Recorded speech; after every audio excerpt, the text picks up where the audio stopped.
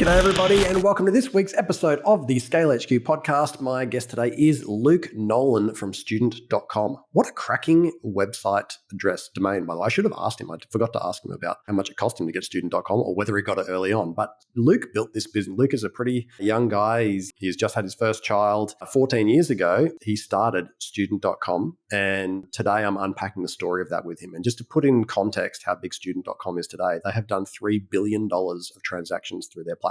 This is a platform that helps primarily university students find beds and accommodation in other cities around the world. He was in China at the time he started it. He has built an absolute whopping business. He's done all sorts of capital raising. And of course, he has learned a hell of a lot. And so in this interview, I really unpacked some of the key inflection points, how he got started. Like if you've ever imagined building a software business and you've never done it before, like he hadn't, how did he get started? Who did he get around him? How did he get this thing out of the ground? And then how did this capital raising component play a role? And one of the things that I know you'll love listening to is Luke has just been able to, after 14 years, step back, or has decided to, and is able to step out of the CEO role, back onto the board and install a CEO into that business. And so he's been freed from the business, this baby that he's built, but of course has done incredibly well along the way. So I know you're going to love Luke, full stop. He's such a great guy, such an interesting human, really thoughtful, insightful guy. I know you'll enjoy listening to today's episode, especially right at the end where he unpacks his best advice for founders in the 1 to 30 million range that want to scale up and build with options for exit for their businesses. So please enjoy today's interview with Luke Nolan from student.com. Welcome to the ScaleHQ Podcast, your weekly injection of tips and insights into the secrets of scaling. I'm your host, Sean Steele, and I am obsessed with figuring out how to help founders just like you who are creating real value in the world to scale up so they can fulfill their potential. I do that each week by interviewing founders who successfully scaled, experts in all the areas of business that you need to master, interviews with founders who are still on the way up, and 10-minute tutorials and reflections from me based on my experiences in creating $100 million in revenue for 4 other companies over 8 years. So let's dive in and see what gems we can find together on this week's episode of the ScaleHQ Podcast. G'day everybody and welcome back to the ScaleHQ Podcast. Welcome back to our regular listeners. And if you are joining us for the first time, super excited to have you. Welcome along. I am thrilled to introduce the guest this week, which is Luke Nolan, founder of student.com, the world's largest student accommodation marketplace, which has been providing the go-to place for students looking to find their perfect home away from home at university, with over 1.5 million. I'm sure that number's probably been updated recently, Luke, but over 1.5 million student beds across more than 500 cities and 130 countries worldwide, and has done over $2 billion in transactions. That is mega. What is the current stats on that, by the way? Have they changed? Yeah, I think probably closer to 3 billion on the transactions. Crikey. Yeah. Actually, one of my oldest son, Lucky, has only just gone off to university, and he started when he was looking in Europe, and he was looking on student.com to start to look for beds. So there you go. We're a user as well as a fan.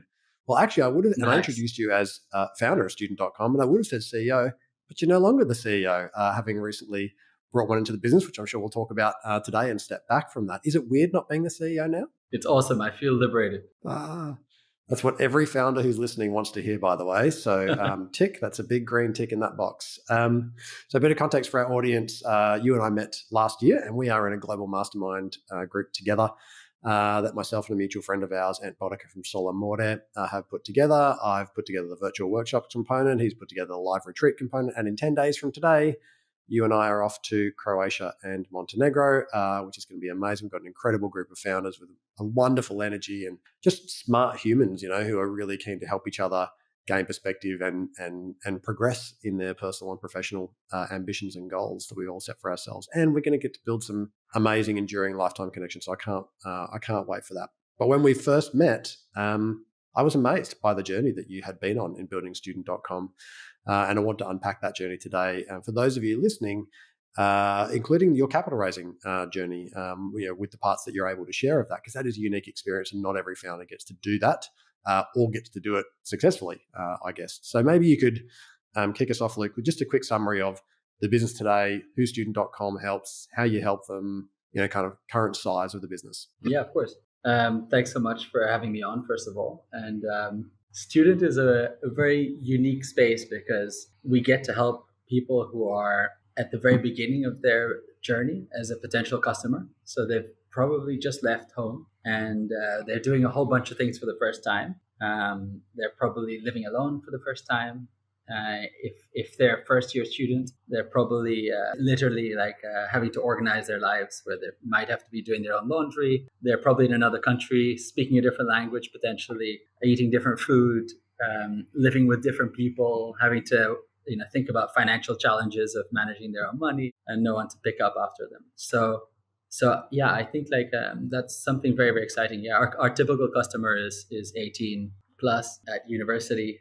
Of course, that means that they could be in their 30s or 40s if they're coming back, but typically it's an 18 to 22-year-old. And yes, that's on the business. Where, as you mentioned in the intro, we're helping students all over the world. Of course, we are to some extent a little bit biased towards where universities are and destinations that universities have a product that is relevant for us. So our core business is housing. And so it's essentially, our mission has always been to help find your perfect home. And that is obviously going to be somewhere nearby a university campus, hopefully walking distance, but it depends on how the city is structured, but usually something True. And yeah, so as you mentioned, it's millions of students, probably there's, we're talking like 1,000 university campuses that we might be tracking. Obviously, like when campuses break down with a lot of, individual sub buildings and departments. And so, every student probably goes to multiple places. So one of the things that you said that just made me laugh was because my son Lockie moved out only 6 months ago, and I think he was a few weeks into living out on his own, and he's like, I'm exhausted from all the stuff that you've got to do for yourself. He says it's ridiculous, like all the personal admin, you're making your bed and then you're making your food and this and that and doing your own laundry and all your own washing. And he's always been quite independent and he's helped a lot around the house. But I think all of a sudden you get that reality check where you have to do everything yourself and you realize maybe you didn't have as much free time as you thought you had. It's good fun. So tell me about the genesis. So true. Though. So was there like an event or a moment where you decided that this was the business that you wanted to start, and what was your vision for it at that stage? It's a good question in the sense of I had a bunch of aha moments looking back. So the business kind of just started itself in a sense, and I'll explain what I mean by that.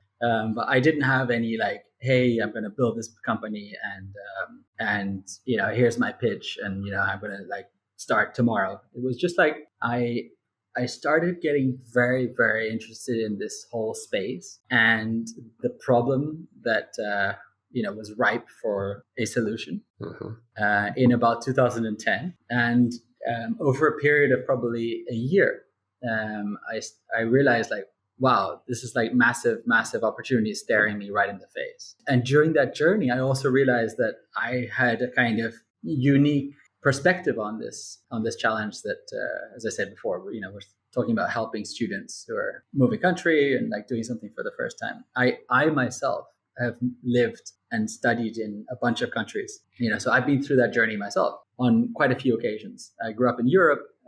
I studied different languages in different countries. I studied in Italy, I studied in Belgium, I studied in Spain. Eventually I made it to China. And every time, when I moved to China, for example, I didn't know a word of Chinese. I mean, literally nothing. And I didn't know anything about the city either. I didn't know any people. So it was obviously quite messy. And so, fast forward 5 years later, then when I started realizing like, wow, there's like, now millions of Chinese kids, who are about to, move to the other side of the world, whether that's North America or Australia or somewhere in Europe, and they don't speak the language. Their parents don't speak the language. They've never been there. They can't go there in advance. So they're kind of having to make this leap of faith. So if I go back to 2010, I was living in China, in a very, very unique time because it was one of the biggest transformations in human history, both in terms of the growth of the country, having spent so many years,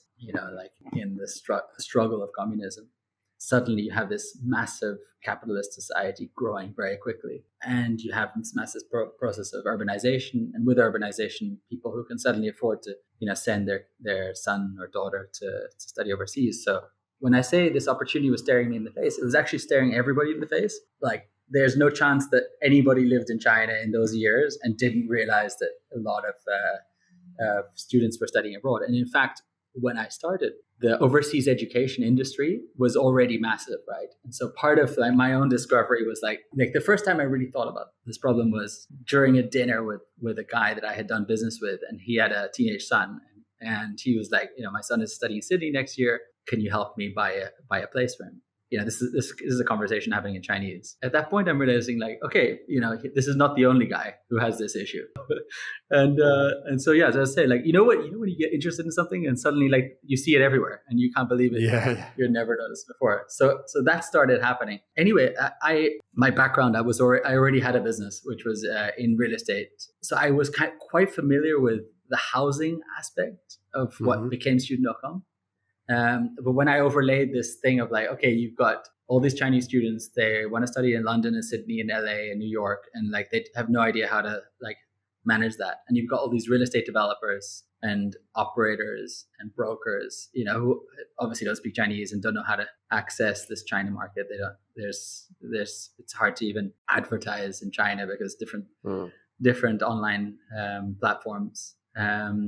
So that's what I guess that's the rough genesis of the very, very early stage. It was, I also had no idea if it was going to work. My first thing was like, okay, how come no one did this before? And, when you start digging into something, you're like, okay, I guess I can understand. It's quite complicated. And then, so that's what I mean by I didn't know if it's going to work. But what I did know was that every single person I spoke to about it, they're like, oh my God, that's such a good idea, And so it's just like one of those moments where like, okay, this is like, everybody's enthusiastic. Like every student I spoke to, every university I spoke to, every real estate developer I spoke to, every investor, every potential employee, like every friend, every mom, every dad, I just started talking to everybody. At that stage, you would have been, if you were starting to talk to sort of potential stakeholders, including customers, you were also doing your own research. Were there other sites? Was anybody else trying to do it globally and just doing a terrible job, or was it just nothing? Nothing, absolutely nothing. And I kept months would go by and I'm like, surely I've missed something. And so then I'm like, okay, look, it's basically everywhere in the world obviously has real estate platforms, right? Zillow, Rightmove, like there's like every single country has a real estate portal to find housing. I think one really important point, if you rent an apartment or a house, you rent the whole unit. So the entire apartment or the entire house, that's typically what happens. And but if you're a student, especially if you're traveling from another country, you can't rent a whole apartment because all you want is one bed. Yeah. Like you don't even mind sharing the room, and you definitely don't mind sharing the kitchen. And so that's why the traditional sites just couldn't solve it. And so it's not that no one had tackled this issue before. They had. It's just that before China and Southeast Asia and India, like basically started exploding in this crazy growth, there was enough university housing for the people who were traveling, within Europe and within the US and within Australia. So it wasn't really a big issue. And like people who couldn't fit in the university housing, they'd kind of figure it out themselves because it was in their own country and they could do their own property tour and solve it.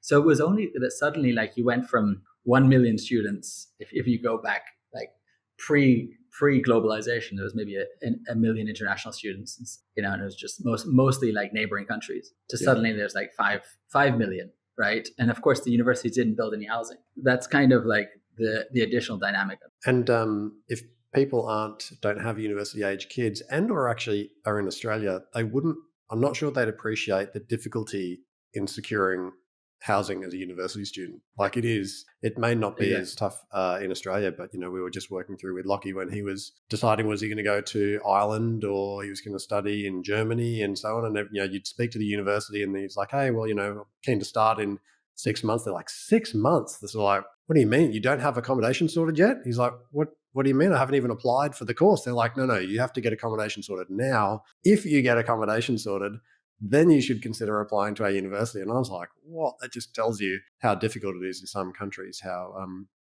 it's really, it's amazing. So, okay, so you had this idea, you had some sense of kind of early validation that maybe this thing could have legs, but you obviously don't know whether it's going to work. Did you start then in mind with, this is going to have to be something global, I'm going to have to build super rapidly, I'm going to have to get a lot of investment capital, or did you start with I'll just whack together a website using my own skills and talents and just see what happens? Like, how did the first sort of stages occur? Yeah. So the latter happened. I had, because I already had a business, I had resources, I had an office, I had space, I had kind of like, I guess you're just the classical entrepreneur, like likes to test new ideas when they see them. So I just got somebody to build version one of the site, which went live in 2011. And, that was before we had registered a new business for this, idea. It was just kind of like, okay, let's use existing resources and team and so on. And I just started making some phone calls. I just cold called a whole bunch of people. And so I funded the business for 3 years. The first 3 years, I took zero external capital on the basis that I thought, let me define what it is exactly we have here, right? I mean, at a high level, I was like, okay, if this works, this could be massive, and this could be something really cool. But like, I didn't really want to get ahead of myself, is the first point.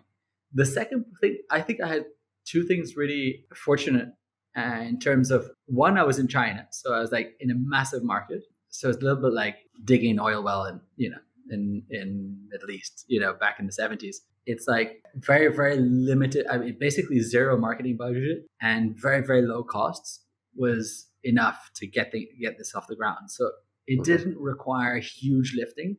It just required an energetic team, and a bit of inspiration. Right. So that was to answer your question. It was this scrappy startup. So then, I'm sure you had multiple inflection points. From that early stage, going live in 2011, we're now in 2024. That was 13 years ago, and we've already talked about the size of the businesses today. What's the inflection point that really comes to mind that accelerated your business growth the most? And was it sort of planned or unplanned? I think that, yes, there was a few inflection points. I think all of them were planned in the sense that, like, once I started, I'm like, obviously going to give it my best shot. I mentioned the China inflection point. So that was a kind of really, really, like, after I had started, I found other people who were tackling the same challenge around the same time. We were definitely first. At least I don't know of anybody who started before us. But like within a couple of years, there were other people going after the same challenge. But we had China, and other people were starting in smaller countries, right? So that was an inflection in itself. And then an interesting thing about Shanghai in those years, there was a lot of people there. Like, it was the Wild East, like the city was really, really booming, and you met a lot of people. And I had met a lot of people who were building tech businesses. And so suddenly I realized, like, the way to really scale this business is through technology, right? And and obviously, if we can make it work in China, then why should it not work in other countries? So our first inflection came when I basically convinced a number of close friends of mine who worked in some of the world's leading companies, including companies like Google and Facebook and so on. I was actually quite close friends with the founders of Spotify and the original team, and one guy in particular, a guy called Shaq, and a few others, and like it was like almost like a band of brothers. We did everything socially together, and it was always exchanging ideas and what everyone was building. And people were building all kinds of businesses, and of course some of them are super famous, like Spotify, and some were super niche, but all of them were exciting. And so I guess my first real inflection point of like, okay, this is how we take this business global, was in about 2013. So like we were kind of like tackling our third season. So when I say season, I say that because student university seasons is a seasonal business. Yeah. So like, there's an academic year. Anyway, when I started sharing with the guys, like, look, this is what we're building. These are the numbers involved. Like, our average transaction is $10,000. So it's like selling a small car, so it's like quite a, whereas, when we started, Airbnb was already live and had already, over $1 billion valuation. And that was, back then, that was also quite a new concept, right? Like sharing apartments. A lot of people told me, it's like a student version of Airbnb. So, of course, like I knew that too. We knew companies like Expedia and Booking.com. And so when, but somebody who books on Booking.com or Airbnb, like they stay for 2 or 3 days for a long weekend, maybe a business trip, so maybe it's a 1 week vacation. But, either way, they're spending a few $100s. And even if the take rate is high, 10 to 20%, the monetization by the platform is not so different to ours. So like, we were with a $10,000 transaction, even at a small take rate, we're able to monetize quite a juicy commission. And so Value from a per business customer. model perspective, yeah, everybody was like, Was that, everybody. sorry, Luke, is the commercial Yeah. model, is it a clip of the rent over the duration of the person's Correct. stay on a weekly basis, or? Total rent. Yeah. So total rent. And Yeah. so so that could be, that could be 2 weeks, but it's usually a semester or an academic year. And so, it is literally from 1 week to, 1 year. It could be longer but let's say, but either way, and in some cities, students are spending significantly more than $10,000. So in a city like London or New York or Boston, someone could be spending $20,000, even more than that. But yeah, certainly with $10,000, it's a commission on that. And so from when you start talking in the startup community with other people, other founders, and other growth managers, other people who like have taken a few of their own steps in building a business, and they hear the story, like everybody got excited, right? And especially because of the China thing, especially of being first, of being a new platform. And so yeah, I was lucky that in 2000, those conversations started in 2013, and even before we raised a single dollar, I already had a lot of support from that kind of extended network in terms of talent. So for example, like hiring engineers, hiring product managers, hiring growth managers, signing relationships, thinking about the business. Like one of my early trips in 2013, I went to meet the team at TripAdvisor and at Kayak and at Expedia, and then eventually at Booking.com. And like those early meetings, like even if they weren't directly taking us anywhere, they were just like, were giving us a lot of value. Like, okay, it's like this is what we're supposed to do, and so it was a lot of encouragement. So that by the time we actually raised our first round in 2014, like there was a lot of people who were like, this thing is going to be really, really exciting, right? And so yeah, that was definitely our first inflection, and thanks really to those guys that I was working very closely with. And then that doubled down relatively quickly. It's like these things are like virtuous circles. So like once you get like the ball rolling like a snowball, then everybody started challenging me. Like from at the beginning, it was like, okay, let's just prove this thing actually works. Then it was like, okay, this is, this has to be massive, and it's like, why would it not be massive? So start building, with the end in mind. So that was definitely the first important inflection. There have been so many learnings on this journey. What I'm wondering is, it's easy for people when they're listening to think that it's a sort of straight line. Okay, you sort of validated the hypothesis, that worked, and then more people were encouraging, and then you raised your first round of capital, then you raised more capital. So actually everything must have been a straight line. But was there any pivots that you had to make in the business model, in the in the whole user experience, or in the focus in the way that did anything materially have to change, or did you just have to continue to accelerate, amplify, hire great people? Definitely, yeah. I mean, it's I'm glad you asked that question next, because it's like the last thing I would like is for people to think that it was a smooth sailing. It was definitely a roller coaster.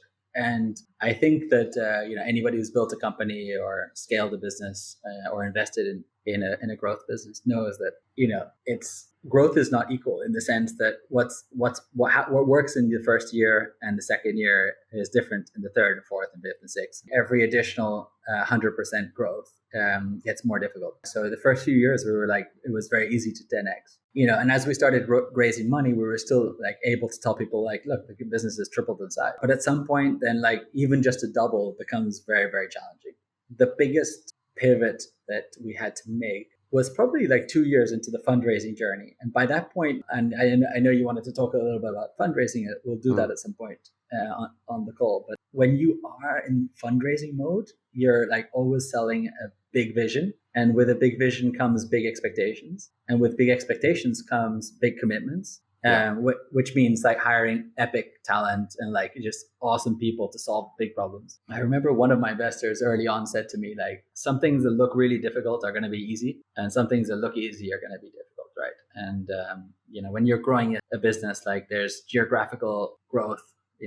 We started in China and then we went to other countries. There's product growth, like we started in one type of housing, and we moved into different types of housing or different steps of the journey and other products. And like, yeah, as I say, like some of those things look really easy, or some countries look like, hey, it should be, how hard could it be? But it just seems to be much harder. So in about 2016, where we had been like on this kind of unstoppable train of like for 4 years or so, 4 or 5 years. And, everybody was like expecting the next Spotify, the next Uber, whatever company you want to compare us to. Of course, because we wanted to go after all this growth, it expanded costs significantly. And as I said, like then growth started to falter. And so that was the first time that we were like, okay, hang on, we need to be careful. Like, we have been successful in fundraising, but that doesn't last forever in the end. And I think the truth is, like, the bigger you get, the more you grow, the more you have to prove yourself. But let me be specific. Like into June 2016, after growing the team, like we had gone from, the original team was a handful of people. We were like less than 20 people for the first few years.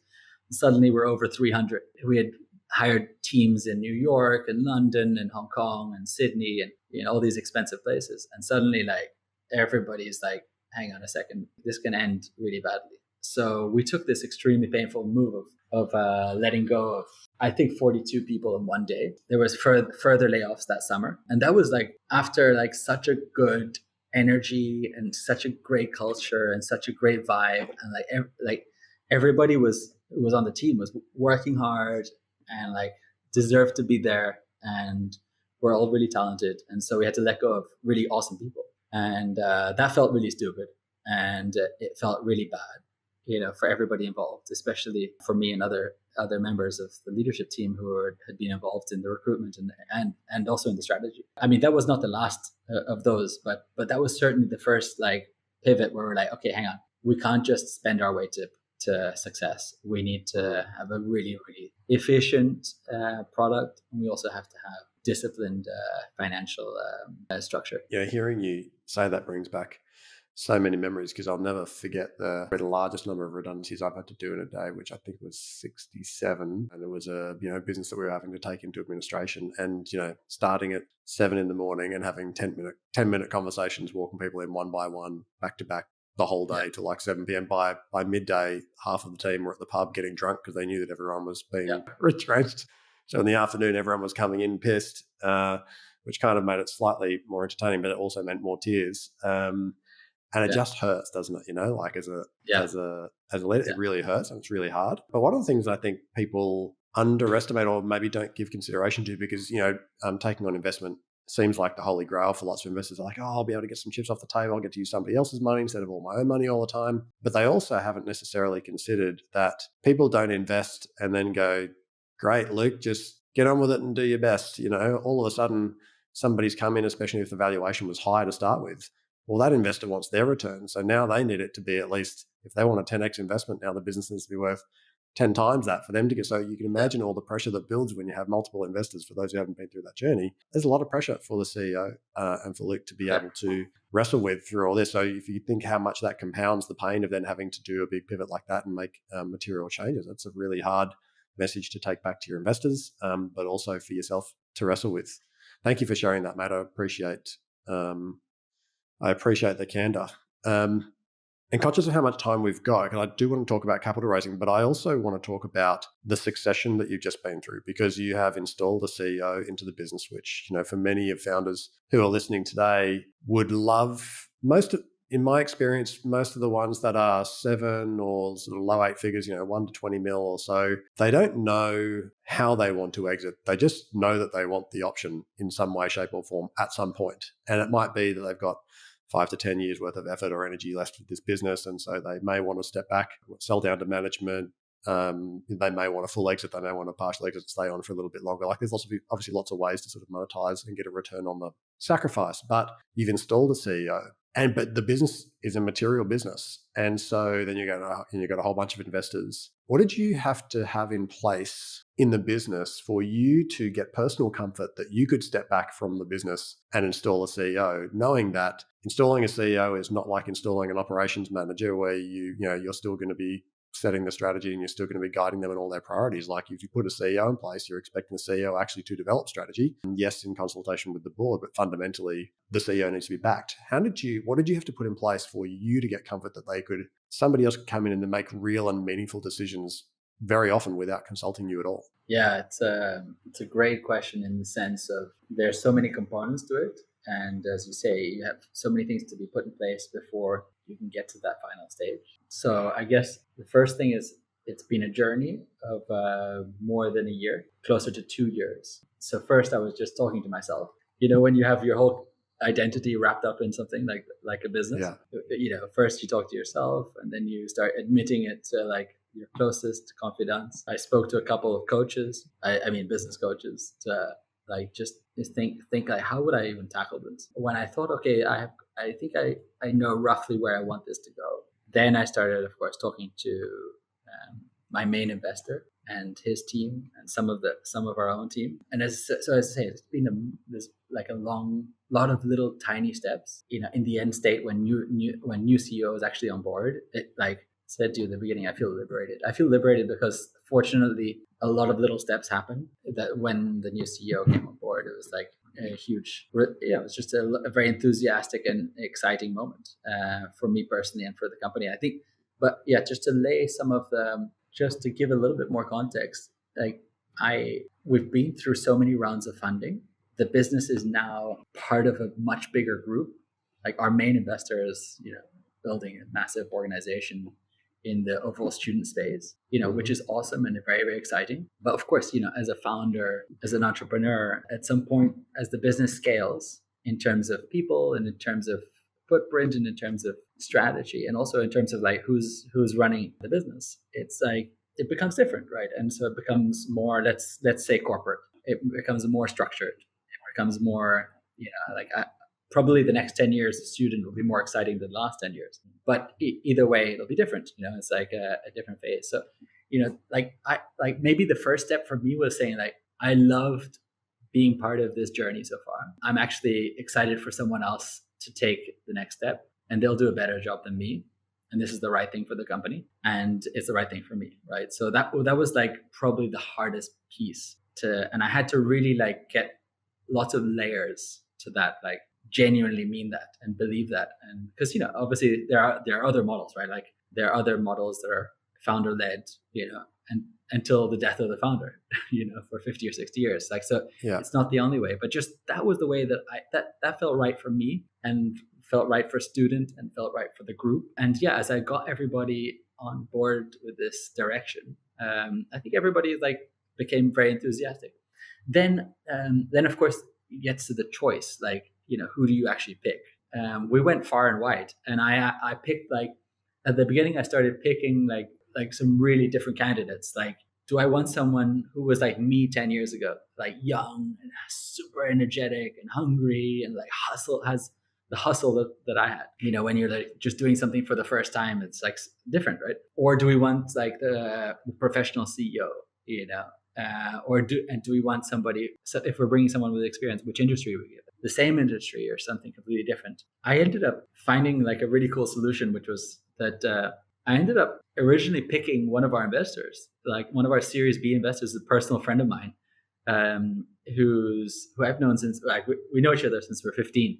So he's followed the entire journey. So there's no question about trust and there was no real need for an interview. I mean, obviously other people wanted to get to know him, but I obviously knew him pretty well. But he had a lot of Silicon Valley experience and he had a lot of big company experience. And I actually first started talking to him about candidates. So you've got an amazing network. Who do you know that could be a good CEO for student? And so we spent a few months going through that. In the end, we ended up picking his older brother, who I've also, of course, known for many, many years. And he had been 4-time CEO. He had been CEO of different types of organizations, similar size, scale-ups in North America, in Europe, in the UK. So he had a bunch of different experiences. So I ended up getting my friend, who's one of our early investors and a close personal friend, to join the board and to lead the board, and then his older brother is CEO. So it's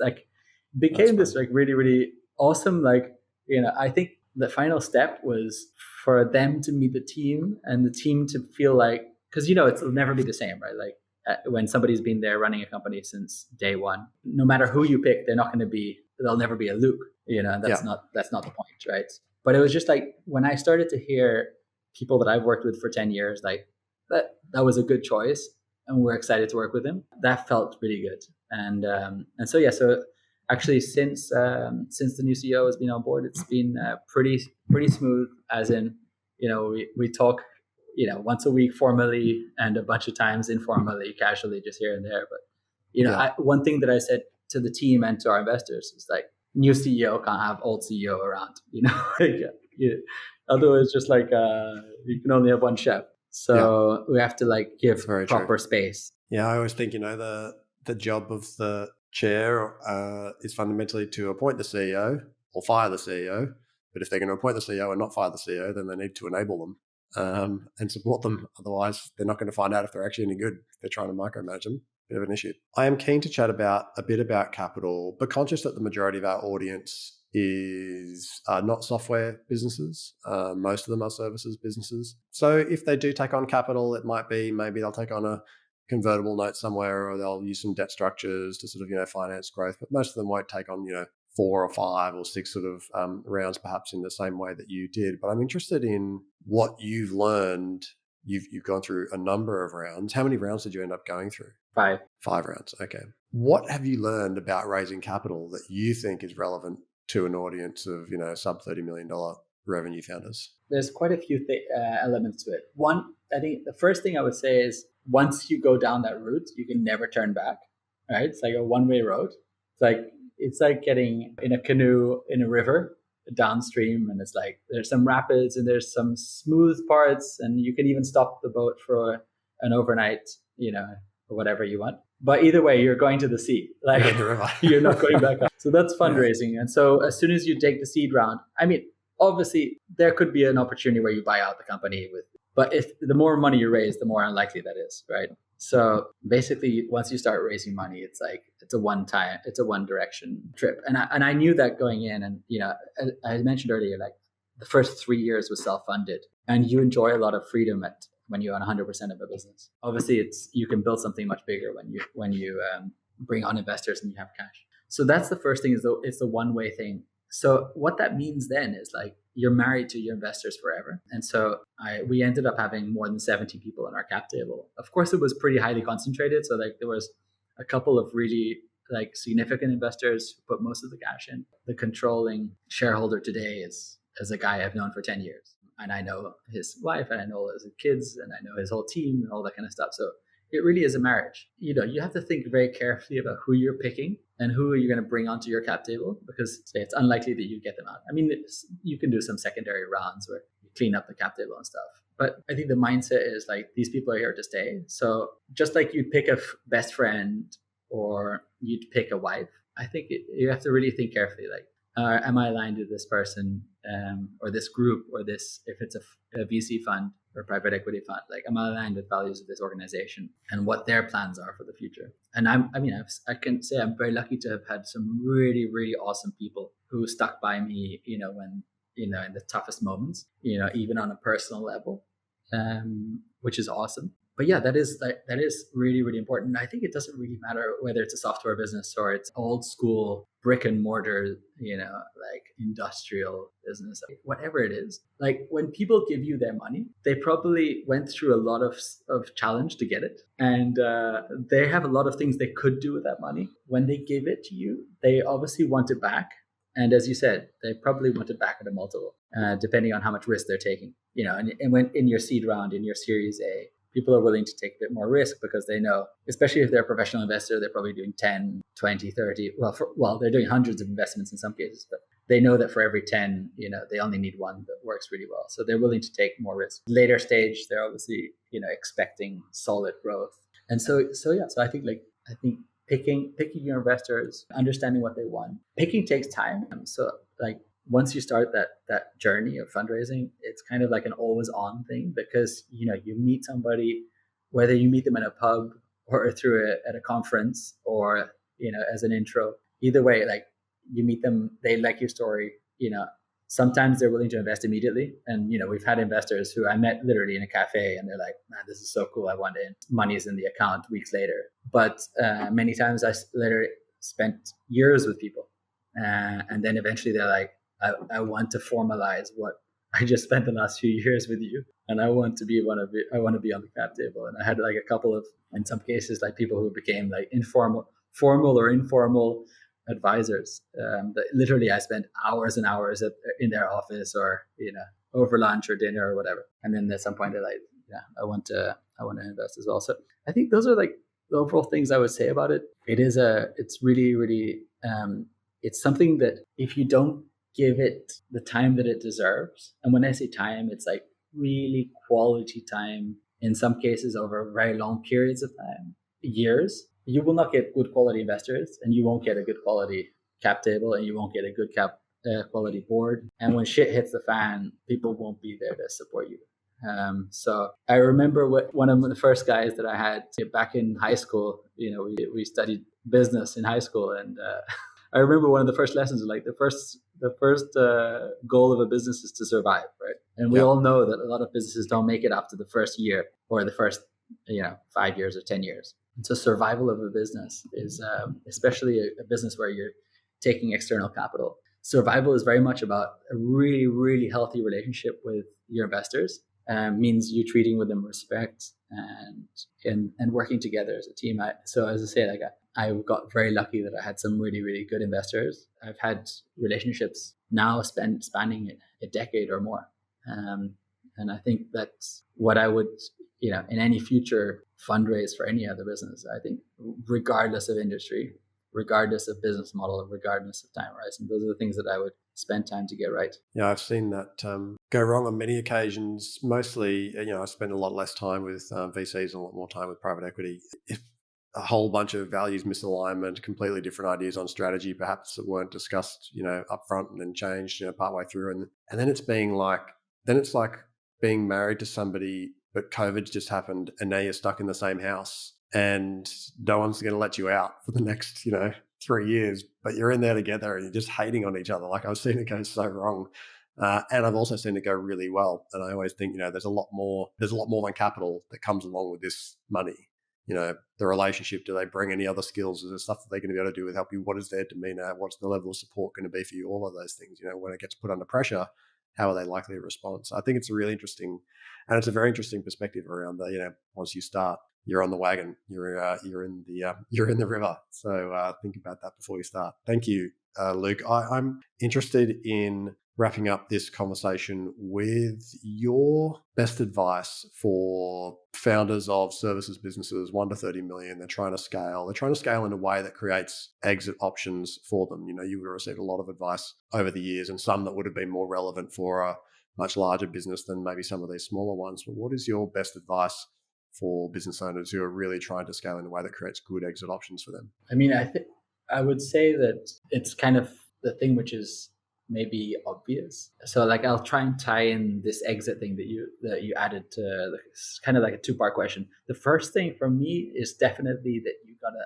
absolutely love the product, the business, the problem that you're trying to solve, right? Because if you don't love it, it has to feel like it's not work. Because the thing is, it's always going to be challenging, right? So, and if you don't enjoy it, then you won't really be committed and really want it. If it's just about the money or about the exit or about some arbitrary business metric, and it's not really about the product or it's about the company or it's about let's say the problem you're trying to solve, the mission that you're on, then it's really not worth it. And I think that the exit piece kind of takes care of itself, right? You will be rewarded adequately for the amount of value that you created for the journey that you decided to go on. When I said at the beginning about the aha moments of I never imagined I would end up in a student business. But when I did end up in a student business, I realized, well, hang on, I've been a student all my life. So it's like, I can get, this is fun to work on. I was able to, work whatever it was, 7 days a week, crazy hours because you not really work. So I think that's the advice I would give myself again. If I went back to 20-year-old Luke, I would have told myself that. I probably wasted way too many years like umming and ahhing about stuff.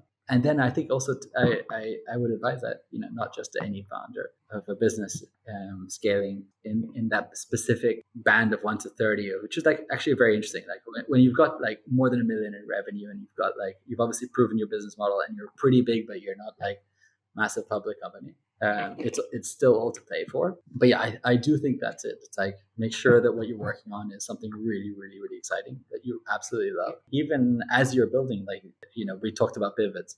Like we've pivoted a bunch of times. We pivoted a number of times and we pivoted again during COVID. I'm sure like every business will do what it takes. So just make sure that's really, really exciting so that then you will stay the long course and make the journey worth it. I love also what you said there about that you will get remunerated based on the value that you can create. So, create a valuable business that other people are going to be interested in being part of. And that's not just, financially. That's a business that people would want to be part of, the way the culture is and the product and service that you're working on, that they can actually feel the heart you have for that business, all the other elements of that. So whether that exit comes through a management buyout or some other mechanism, you still got to build a great business. So I think, you've always got to build with the assumption that at some point you're building towards an exit, whatever that might look like, which may, as you said, could be still founder-led in some way, shape or form for a really long time as some kind of a dynasty. As still the ambassador and you're still part of the business in some way,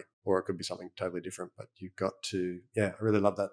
I love that statement. Matt, I can't wait to be on the boat with you because I have just so many more questions that we don't have time for because ultimately people have got an attention span. And so I'm trying to cram as much value in here as I can. But I really enjoyed that conversation, Luke. Thank you so much for sharing your wisdom. It's an amazing business that you've built and congratulations on getting to the stage where you've been able to step back in the right way, in a way that works for you, in a way that works for the business and install a CEO. And maybe you can just leave us with some thoughts of what's next for Luke Nolan in terms of maybe other things that you might be working on, because I'm assuming with the CEO in place, you've got a bit more free time than you had a year ago, 2 years ago, 5 years ago. What's Luke Nolan going to be working on going forwards? As an entrepreneur at heart, I've got so many ideas cooking. I really, really love the early stage of taking an idea from absolute just we're talking about it as like something interesting to like it's actually a business running, right? I have always been a relatively active startup investor, even while I was building students. So, making a few investments per year, and I've continued to do that, and I'll continue to do that going forward as well. And then, at some point, I'm sure I'll spend more time on one of them. I think like the space that I like a lot is human performance, and I guess like that's also tied. We're talking about doing stuff that you really love. Like I love really running the really long distances in the mountains and in like really extreme places, and that's kind of taken me to this kind of ultra marathon world and adventure racing and long distance mountain biking and stuff like that. Yeah, I mean that's just like a personal hobby and passion, but like the truth is like human performance is at that level it's a little bit like Formula One is to the automotive industry. We're getting more and more interested. I think everybody's getting more and more interested in sleep and nutrition and endurance and strength. Like obviously everyone wants to live longer and healthier. And so that whole industry of like taking care of ourselves is like, it's enormous. And there's so many components to it. I don't even know which element that I want to spend most of my time on in terms of scaling. But I know that like that's a general theme that I want to work on. And let's see where I get to. I can't wait to see you race at some point. You mentioned to me that ultra marathon is something that everybody needs to do at least once in their life. I'm not sure that will be me, as much as I would love to. This dodgy old man back of mine, but I think it's amazing what you have been doing in that space, and I can't wait to see what you end up tackling next. Luke Nolan, thank you so much for sharing your wisdom on the ScaleHQ podcast. Really appreciate it. And I look forward to seeing you in about a week and a half. Awesome. Look forward to it too. Thank you so much, Sean. Thank you, mate. The team here at ScaleHQ hope you've enjoyed today's episode. Now, if you want to achieve scale, but you want to know what's going to hold you back, we can help. Head over to scalehq.com.au/growth score to get your free 9-page growth score report. That's going to help you understand where your top 3 barriers are to scale. And if you'd like, we'll even do a free debrief on the report for you with no obligations or expectations, just lots of value from some CEOs who've scaled to help you on your journey. That's scalehq.com.au/growth score and find out what's holding you back from fulfilling the potential of your business today.